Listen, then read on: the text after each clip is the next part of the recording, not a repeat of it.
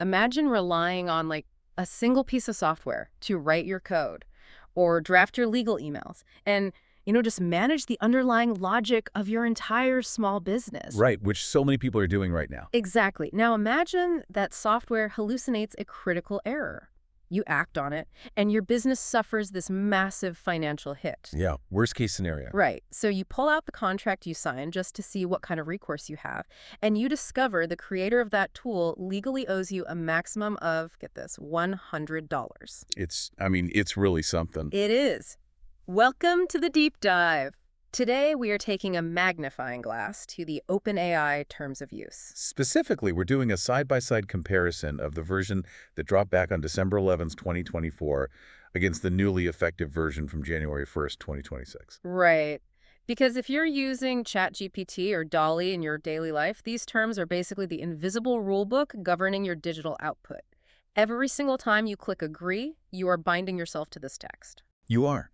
And our mission today is to uncover the major changes, the hidden traps, and really the evolving legal boundaries that were introduced over this 13-month gap. Because it's a critical timeline, right? Oh, absolutely. Yep, Between late 2024 and early 2026, the sheer volume of technological capability introduced to the public was just, it was staggering. Right. We saw massive leaps in agentic workflows, deep integrations into enterprise software. Yeah, and models becoming way more autonomous. So the natural assumption is that the legal architecture governing those models would have required a massive structural overhaul to contain all that new capability. I certainly made that assumption. I spent hours prepping for this, comparing the two documents, fully expecting to find this labyrinth of new clauses dealing with, like, autonomous agents and advanced reasoning limits. Well, same here. I have my highlighters ready. Right. Ready to track the evolution of their legal defense. Okay, let's unpack this. Oh, because when you actually run the text comparison between the 2024 document and the 2026 document, the reality is almost jarring. It really is. The legal text is almost entirely word-for-word identical. Which is wild. Despite 13 months of the most aggressive technology deployment in history, the terms did not evolve. The only material change in the entire document is a slight shift in the corporate entity name. I felt almost cheated when I saw that. Like, wait, I brought you here to find out if they replaced the engine in my car, and you're telling me they just swapped out the license plate frame. That's a great way to put it. Because in December 2024, your agreement was with OpenAI, LLC. Fast forward to January 2026, and your agreement is now with OpenAI OpCo, LLC. Right. And you see this update in the introduction, and then it's mirrored down at the bottom in the mailing address for copyright complaints. But beyond that, the fundamental rules of engagement for the user haven't shifted an inch. What's fascinating here is what that lack of change actually means. The shift to OpCo is a standard corporate maneuver. OpCo stands for operating company, right? Exactly. As organizations scale, they often separate their structure. You have a holding company that retains the valuable assets, the intellectual property, the core algorithms, the brand. Right, the crown jewels. Exactly. While the operating company acts as the public-facing entity, it runs the services, handles the billing, and, crucially, absorbs the direct operational liabilities. It isolates the risk. Right, it creates a buffer. The holding company is the vault holding the gold, and the operating company is just the storefront conducting the transactions. Yeah, perfect analogy. So if the storefront gets sued, the vault remains totally protected, which, makes total sense from a corporate restructuring standpoint. It does. But for you, the listener, actually using the tools, the rules remain completely static. And that static nature tells a much bigger story. It means the legal foundation they built back in 2024 was considered so airtight that it could weather the entire 2025 AI boom without needing a single structural revision. Yeah, that is the real takeaway here. We are looking at a legal bunker that was already fully reinforced. So since those 2024 rules carried it perfectly into 2026, let's look at what those boundaries actually are. The most rigid ones are definitely found in the what you cannot do section. Oh, yeah. They explicitly prohibit reverse engineering, discovering source code, or automatically scraping data. And you also cannot represent that AI output was human-generated when it wasn't. Right. And those bans on scraping and reverse engineering are fairly standard software protections. But the clause that really requires a closer look is the one forbidding you to, quote, use output to develop models that compete with OpenAI. That is a big one. So if a developer listening right now uses the API to build a highly specialized piece of software, say, like an app that completely automates contract review, are they stepping on a legal landmine? I mean, they are technically building a smart tool that competes for user attention. Well, the wording there is highly specific for a reason. The restriction applies to developing competing models, not competing applications. Okay, that's a crucial distinction. It is. To understand it, you have to think about the underlying architecture. OpenAI is in the business of building foundational models, the massive underlying engines that process language and logic. Hmm. They actively encourage users and developers to build applications, workflows, and software on top of those engines because that drives their API usage and locks users into their ecosystem. So basically, they want to be the electricity grid and they want you to build the toaster. Exactly, they do. But they explicitly forbid you from using their electricity to figure out how to build a competing power plant. Oh, wow. Okay. Yeah, because in the AI industry, a common practice for training a new model is using synthetic data. Right, where you have AI talk to AI. Precisely. You take a highly capable model like GPT-4, you ask it millions of complex questions, and you use its brilliant outputs to train a brand new blank slate foundational model. It is a massive shortcut. Because it saves you from having to gather all your own human data. It's exactly. The 2024 terms shut that down completely to protect their core intellectual property. And that prohibition remains a cornerstone in 2026. That dynamic is just fascinating because it highlights a massive asymmetry in how data is treated. Like OpenAI trained its foundational models on a vast scraping of the public internet, right? Oh, absolutely. Absorbing human output to build its engine. Right. But once that engine is built, their terms strictly forbid anyone else from scraping the AI's output to build a competing engine. It's totally a closed loop. A very heavily guarded closed loop. Yeah, they protect themselves fiercely, which naturally makes me wonder what kind of protections the user actually gets. Right. Because when I look at the content section, it really seems to give with one hand and take away with the other. Well, the text does explicitly state that you own your input, the prompts you actually feed into the system. Mhm. And then it states, quote, "We hereby assign to you all our right, title, and interest, if any, in and to output." See, on a surface reading, that sounds like total ownership. It does. It sounds like if I prompt the system to write a marketing slogan and it spits one out, I have exclusive rights to that slogan. But reading further into the similarity of content clause shatters that illusion entirely. Yeah, the caveat is substantial.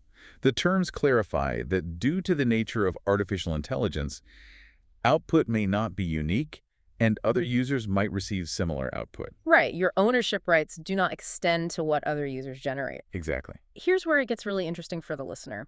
Think of it like a digital slot machine. You get to keep the coins that drop out of your machine, right? But because of the way the machine works, the person next to you might pull or lever and get the exact same jackpot. You don't own the exclusivity of those coins. That's a great way to visualize it. Put that into a real-world scenario. Imagine two rival ad agencies listening to this right now. Okay. They both need a slogan for a new running shoe. They both log in, use a similar prompt about speed in urban environments, and the model hands them the exact same catchphrase. Oh. Agency A publishes it on a billboard. Agency B publishes it in a magazine. Agency A cannot sue Agency B for copyright infringement based on these terms. Because you own the specific tokens that dropped onto your screen, but you do not own the exclusivity of that arrangement of words. Right. And to understand why the legal team had to include that, you have to look at how probabilistic models actually function. It is not a traditional database where a user queries a unique file. No, it's guessing the next word. Exactly. Think of the model as this massive high-dimensional map of language.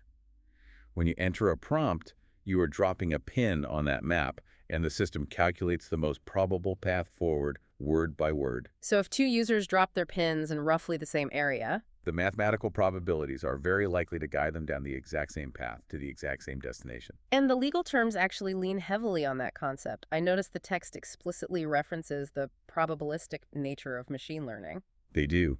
And they don't just use that phrase to explain away identical outputs. Right. They actually use it to shift the entire burden of truth onto the user. Yeah, that shift is totally codified in the accuracy section. The contract plainly states that output, quote, may not always be accurate and explicitly forbids relying on it as a sole source of truth or factual information. Because the model predicts the most mathematically likely next word based on its training data. It does not verify factual reality. Which, we all know AI hallucinates, but the terms go way beyond a simple use at your own risk warning. They place hard prohibitions on high-stakes use cases. They absolutely do. Like, the document forbids using any output relating to a person for purposes that could have a material impact on their life. It specifically lists credit, educational, employment, housing, insurance, legal, or medical decisions. The burden of human review is mandatory here. Yeah. The text requires the user to evaluate output for accuracy and appropriateness, including implementing human review. So if an HR department uses an AI tool to screen resumes, Right. Common use case. and the probabilistic model hallucinates a discrepancy that gets a candidate rejected, well, the HR department has breached the terms by failing to be the final filter. It is a remarkable paradox. I mean, these systems are designed to mimic human authority and confidence perfectly. They sound incredibly authoritative. They really do. Yet the foundational legal document governing them essentially demands that you treat the system as fundamentally unreliable for anything that actually matters. But for a company deploying this technology at a global scale, it's a structural necessity. Yeah, I guess so. Think about it. If an inherently probabilistic system, one designed to guess rather than know, carried the legal liability for every factual error it generated, the company would face an insurmountable volume of litigation. They have to legally define the system as an assistant, not an oracle. So if the user bears the burden of truth and the user bears the lack of exclusivity regarding the output, what happens when a user does everything right, but a catastrophic system failure still causes real damage? Like, say an enterprise API integration fails, corrupts a massive data set, and costs the business hundreds of thousands of dollars. The dispute resolution and liability sections of this document are where the fortress really shows its walls. The limitation of liability section is arguably the most aggressive defensive posture in the entire text. Oh, without a doubt. It completely insulates the company from consequential, indirect, or incidental damages. And it sets a hard cap on direct damages. And the cap is staggering. The contract limits their aggregate liability. So the absolute maximum amount they could ever owe you for a claim to the greater of two amounts. It's either what you paid for the service in the 12 months before the liability arose or $100. It's wild. Right. So if you are a free user, your financial safety net is $100.